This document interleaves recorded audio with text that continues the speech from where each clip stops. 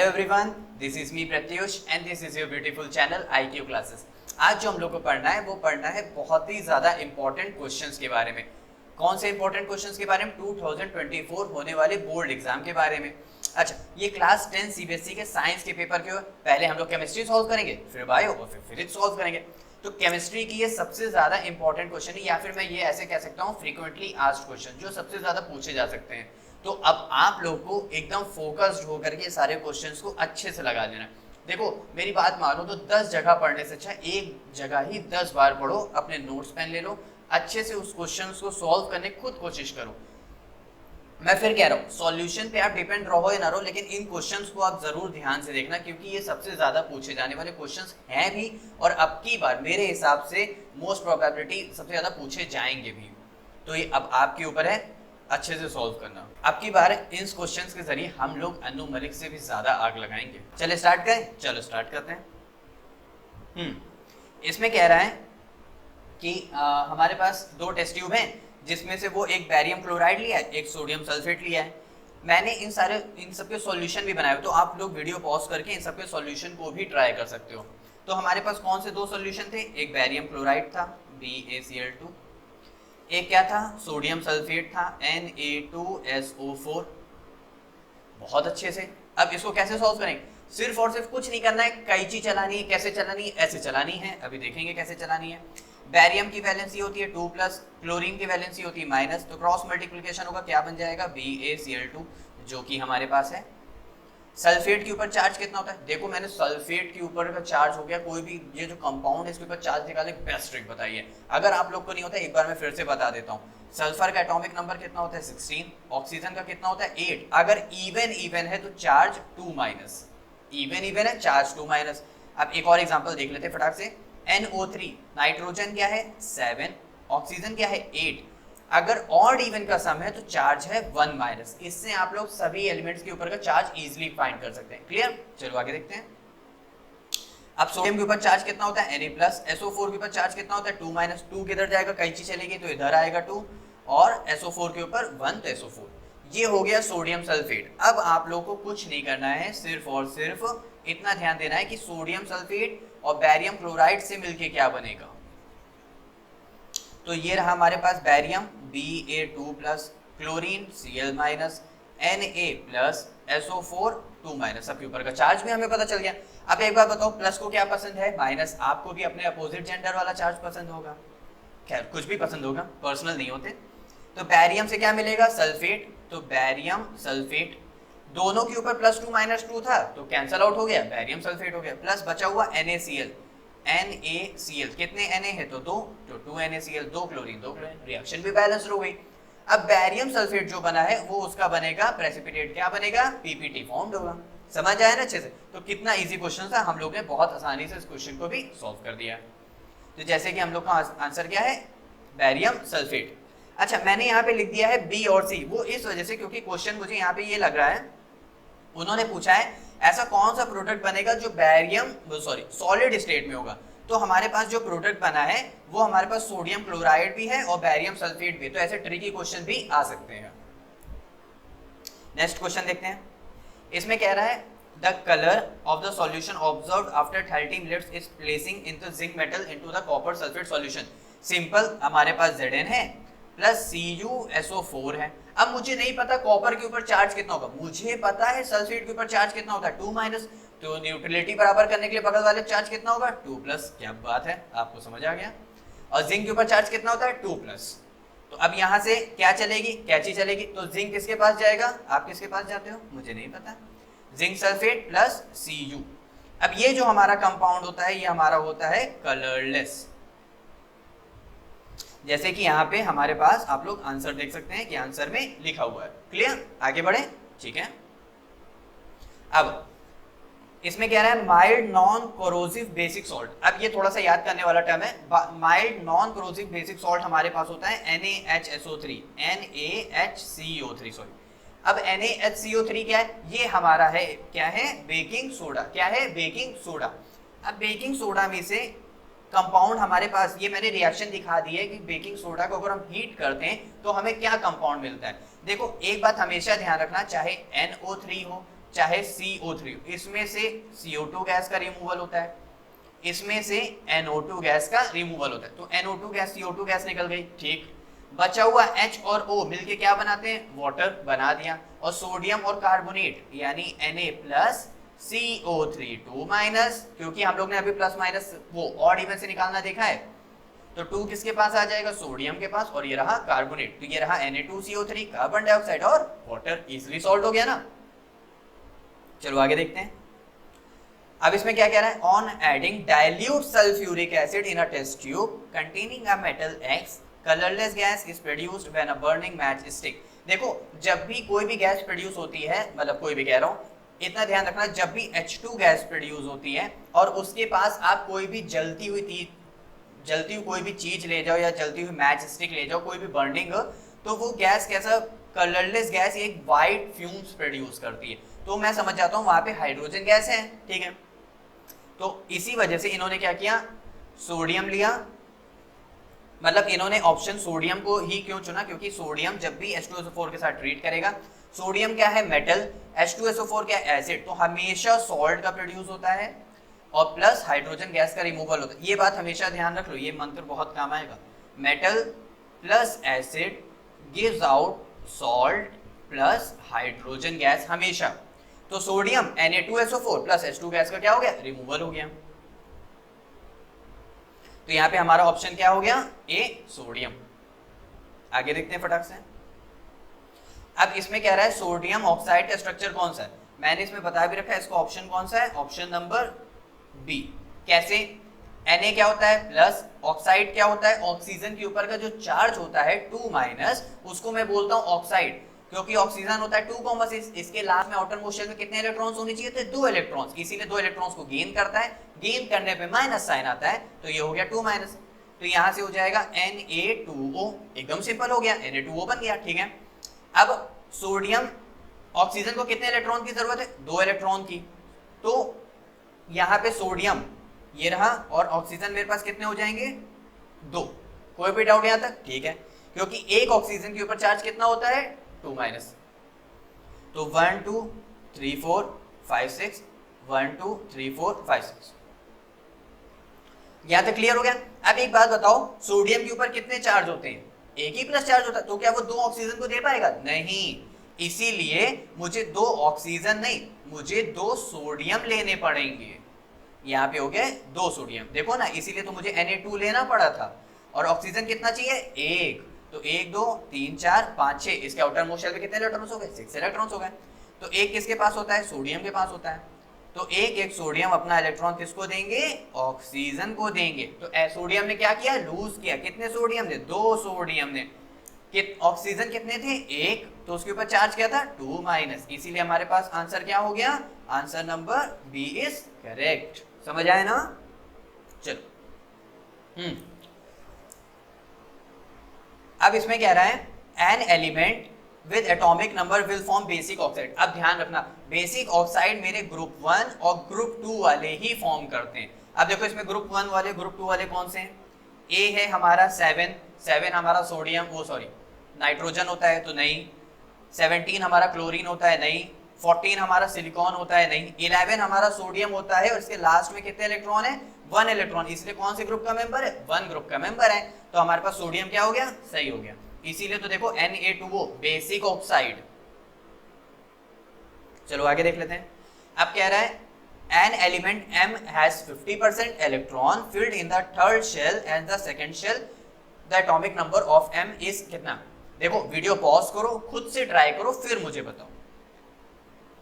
मैंने क्या किया, मेरे पास एक पहले क्या होगा, एक एटम होगा, ये रहा न्यूक्लियस, 3 शेल है ना, तो एक shell, second shell and the third shell, clear. अब मेरे पास जो हमारे पास फर्स्ट शेल है उसमें कितने इलेक्ट्रॉन्स होंगे, देखो थर्ड शेल है ना, ठीक है। अब मेरे पास यानी देखो सब में 2 है, 8 है, 2 8 2 8 2 8, यानी यहाँ पे भी 2 और 8 हो गए, यहाँ पे भी 2 8 होगा, यहाँ पे भी 2 8 होगा, यहाँ पे भी 2 8 होगा। उसके बाद क्या होगा वो हम लिख लेते हैं, अभी पहले हम लोग अंदर वाले इलेक्ट्रॉन्स लिख लेते हैं। तो अंदर कितने, 1 इलेक्ट्रॉन, 2 इलेक्ट्रॉन, फिर 1 2 3 4 5 6 7 और 8 हो गया, ठीक।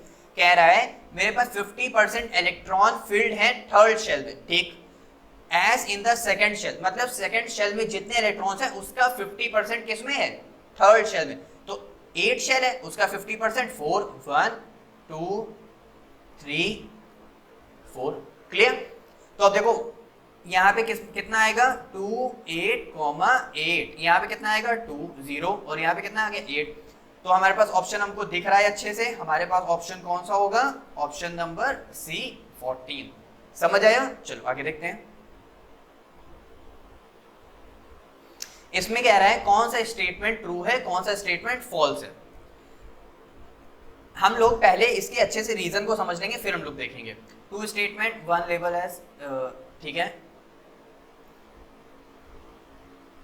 हाँ, हमारे पास असर्शन दिया हुआ है rusting of iron is an endothermic reaction. नहीं, हमारे पास जो आयरन की रस्टिंग होती है उसमें क्या होता है Fe प्लस O2 प्लस हम लोग कुछ वाटर मॉलिक्यूल्स का भी यूज करते हैं। अच्छा, मैंने इस चैप्टर के ऊपर ऑलरेडी एक वीडियो बना रखी है, अगर आप लोग ने नहीं देखा है तो ऊपर यूट्यूब पर सर्च करें chemical reaction equations bye IQ classes या बाय प्रत्युष सर, तो आप लोगों को अपने आप वो वीडियो मिल जाएगी। तो Fe और ऑक्सीजन के साथ मिलकर क्या बनाता है Fe2O3, क्योंकि आयरन के ऊपर +3 चार्ज, तो O के पास गया 3, ऑक्सीजन के पास कितना आया 2, तो यहाँ पे आ गया डॉट NH2O। ये हमारा होता है रस्ट का फॉर्मूला, और ये रिएक्शन होती है एक्सोथर्मिक, क्योंकि इसमें हीट क्या होती है, रिलीज होती है, तो ये रिएक्शन क्या है, एक्सोथर्मिक। और भाई रस्टिंग ऑफ आयरन है, आप धूप में काम करो, एक आयरन पकड़ के खड़े हो जाओ, उसमें रस्टिंग हो या ना हो, आप में रस्टिंग जरूर हो जाएगी। तो ये कैसा प्रोसेस है, स्लो प्रोसेस है। तो इसका रीजन तो सही है, लेकिन असर्शन क्या है, फॉल्स है। तो assertion is false but reason is true, because a rusting of iron is an exothermic reaction. चलो आगे देख लेते हैं। अब यहाँ पे कह रहा है HCl को उन्होंने प्लेस किया जिंक ग्रैनुलस में, जैसे वहां पे क्या था, जिंक और कॉपर सल्फेट था, तो ये रहा HCl। बाई मेटल है, एसिड है, क्या बनाएगा, सॉल्ट, अभी हम लोग ने ऊपर देखा। प्लस कौन सी गैस रिलीज हो जाएगी, हाइड्रोजन गैस रिलीज हो जाएगी। तो ये क्या रहा, Zn की वैलेंसी कितनी होती है 2 + H की 1 + 1Cl-, कैंची चलेगी, कैसे चलेगी, तो ये रहा Zn 2 + Cl-, तो क्रॉस मल्टीप्लिकेशन हुआ तो ZnCl2। देखो एकदम ABCD से सिखा रहा हूँ, अगर अब भी आप लोगों को कोई प्रॉब्लम है तो आप लोग हमारे क्रैश यानी आईक्यू क्लास को ऑनलाइन या ऑफलाइन भी ज्वाइन कर सकते हैं, तो आप लोग को और ज्यादा प्रिपरेशन हो जाएगी। अब यहाँ पे कह रहा है state your response with 2 arguments. भाई यहाँ पे क्या हो रहा है, हाइड्रोजन गैस का प्रोड्यूस हो रहा है, कुछ ना कुछ टेम्परेचर दिया होगा तभी तो इसने रिएक्ट किया, तो चेंज इन टेम्परेचर होता है। यहाँ से क्या हो गया, कलर चेंज हो गया, तो कलर भी हो गया, क्योंकि हमारी H2 गैस कैसी होती है, कलरलेस गैस होती है।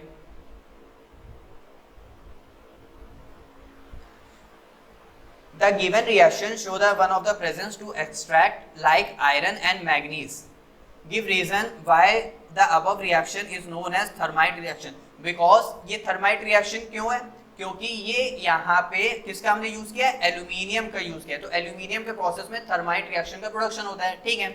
अब यहाँ पे एल्यूमिनियम का ही क्यों यूज किया है, क्योंकि आयरन और मैग्नीज से अबव होता है रिएक्टिविटी सीरीज में कौन, एल्यूमिनियम, इसीलिए हम लोग ने एल्यूमिनियम का यूज किया है। कौन सा सब्सटेंस ऑक्सीडाइज हुआ है, कौन सा रिड्यूस हुआ है, चलो मैं आप लोग को एक बार रिएक्शन लिख के दिखा देता हूँ। MnO2 plus aluminium gives out Mn plus Al2O3, ठीक। यहाँ पे देखो ऑक्सीजन का एडिशन हो रहा है, ऑक्सीजन का एडिशन हुआ और यहाँ पे रिमूवल हो गया। यहाँ पे एल्यूमिनियम में क्या हो गया, ऑक्सीडेशन हो गया, क्या हुआ, क्योंकि ऑक्सीजन का क्या हो गया, एडिशन। ये देखो एल्यूमिनियम में क्या हुआ, ऑक्सीडेशन, क्योंकि ऑक्सीजन का क्या हो गया, एडिशन, ठीक। MnO2 का क्या हो गया, रिडक्शन, क्योंकि यहाँ पे ऑक्सीजन क्या हो गया, रिमूव हो गया, ऑक्सीजन का क्या हो गया, रिमूवल। ऑक्सीजन का अगर रिमूवल हो रहा है तो रिडक्शन, ऑक्सीजन का एडिशन हो रहा है तो ऑक्सीडेशन, सिंपल हो गया। अच्छा, जो ऑक्सीडेशन शो करते हैं वो हमारे होते हैं रिड्यूसिंग एजेंट, और जो रिडक्शन शो करते हैं वो हमारे होते हैं ऑक्सीडाइजिंग एजेंट। क्या होते हैं, oxidising agent. Give a reason why aluminium is preferably used in thermite reaction, same as above answer. It is placed above iron and Mn, so in reactivity series of metals. Clear? अब an element M electronic configuration 283 यानी aluminium combine with chloride and manganese ions, write the chemical formula.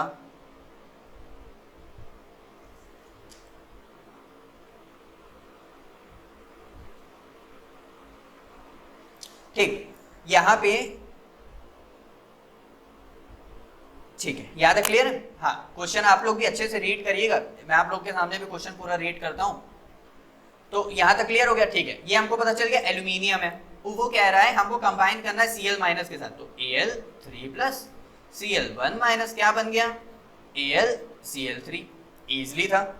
अब SO4 के साथ try कर लेते हैं, SO4 2 minus, अभी हम लोग ने चार्ज देखा, तो Al3 माइनस, 3 किसके पास जाएगा? SO4 पूरे के पास, तो यहाँ पे क्या आ जाएगा? Al2SO4 का होल थ्राइस, सिंपल।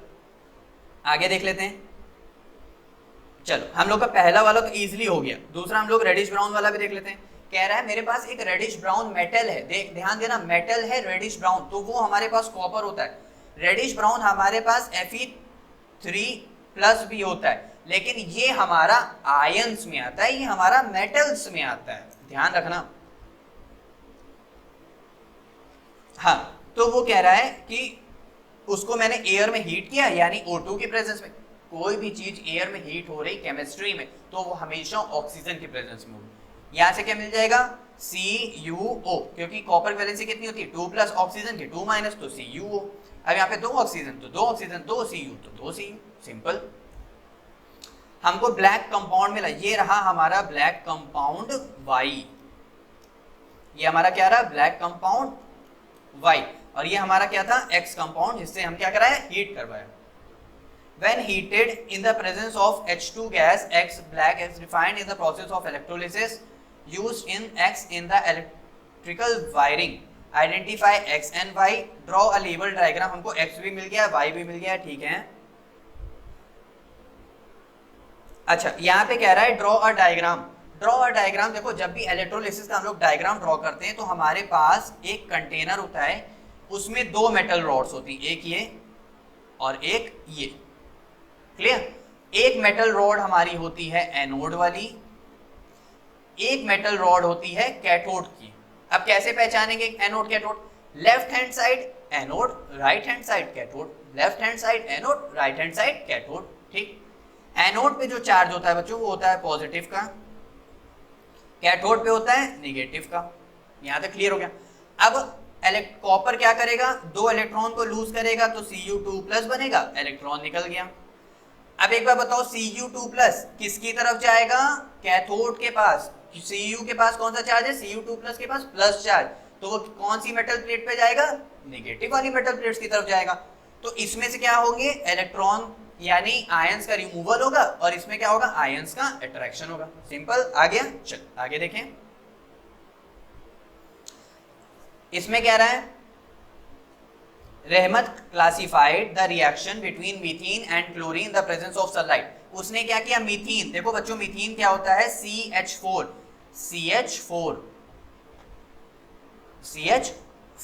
ठीक है। मीथेन हमारी क्या होती है? बायोडिग्रेडेबल गैस भी होती है। क्लोरीन क्या होता है? Cl2। अब कुछ नहीं करना है, एक हटाना है, एक लाना है।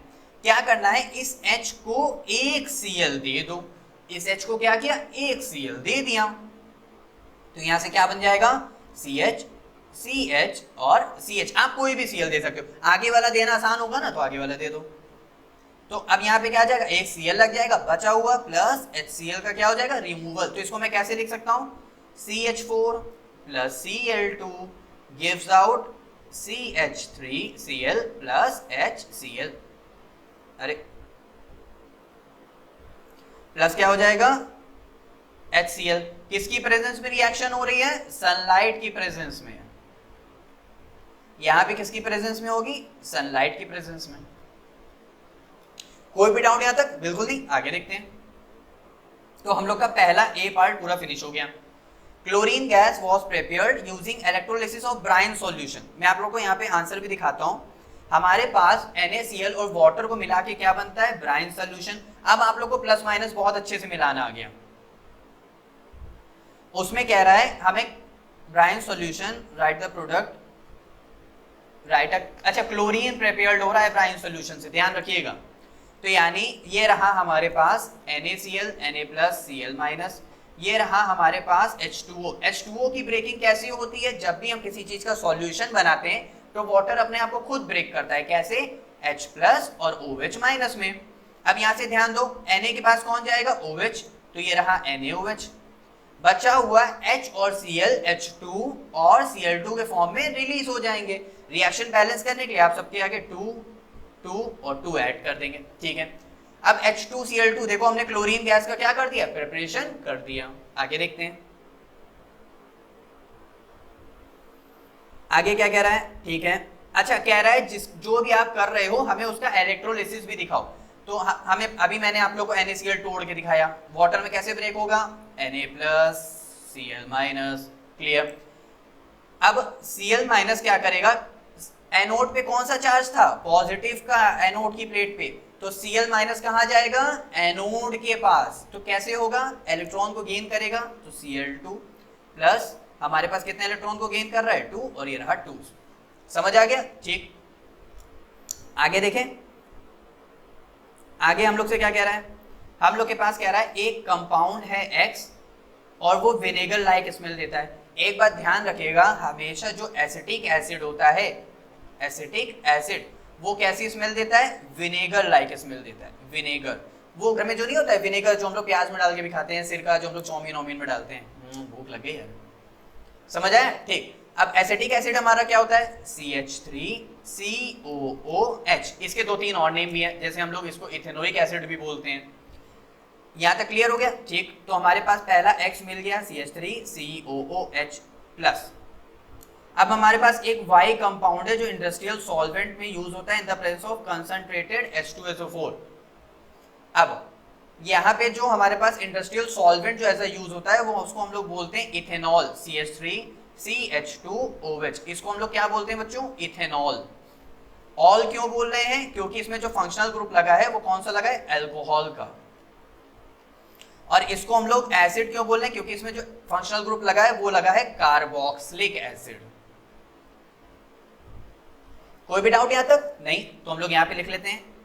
अब एक काम करते हैं ना, मैं आपको इसकी ट्रिक दिखाता हूं। तो मैं क्या करूंगा, इसको पलट के लिख दूंगा। तो यहाँ पे क्या हो जाएगा? अब देखो यहाँ पे कितने C है? 2, तो C2, H कितने हैं? 5, तो मैंने इसको डायरेक्ट लिख दिया। कोई भी डाउट यहाँ तक? बिल्कुल नहीं ना? ठीक।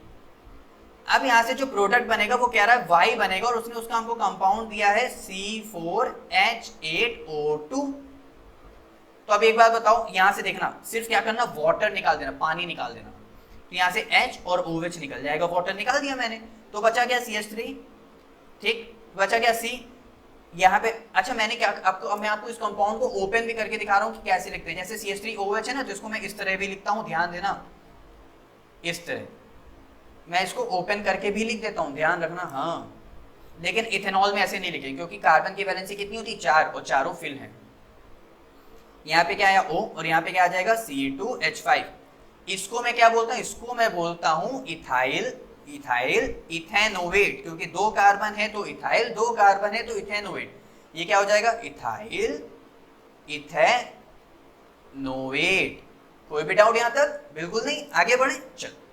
तो हम लोग को अपना Y देखो, C4, 1C, 2C, 3C, 4C, ठीक। H8, 5, 3, 8, ऑक्सीजन कितने? 2, और 2 ऑक्सीजन हो गया। तो कंपाउंड मैच कर रहा है ना अच्छे से? कोई भी डाउट यहां तक? नहीं। तो हम लोग को पूरा अच्छे से कंपाउंड भी फॉर्म मिल गया। ये देखो, क्लियर है यहां तक? अब मैं इथाइल इथेनोवेट को उन्होंने कहा कि NaOH की प्रेजेंस में इसको क्या करा दो? ब्रेक करा दो। तो जिससे मिलके बना था उसी फॉर्म में ब्रेक हो जाएगा। अब यहाँ पे ध्यान दो, CH3CO, C double bond O, C2H5। देखो अगर वाटर की प्रेजेंस में कराते तो हम लोग को मिलता इथेनोइक, वो हाँ इथेनोइक एसिड या फिर एसिटिक एसिड। लेकिन अब की बार Na+ और OH- है, तो यहाँ पे क्या है? Na+ और OH-। अब यहाँ पे क्या करो, ध्यान देना, C2H5, यहाँ पे इसकी ब्रेकिंग ऐसे होती है जैसे हम लोग NaOH को तोड़ दें ना, Na+ OH- में, तो इसकी ब्रेकिंग होती है इस तरह, ऑक्सीजन के ऊपर माइनस चार्ज, इसके ऊपर प्लस चार्ज। तो यहाँ पे क्या आया? C2H5। प्लस चार्ज अब किसके पास है, Na के पास है, तो वो तो आएगा नहीं, प्लस प्लस हो जाएगा, रिपल्शन करेगा, तो OH के साथ ये अट्रैक्शन शो करेगा, तो ये रहा OH यानी CH3CH2OH। कोई भी डाउट नहीं।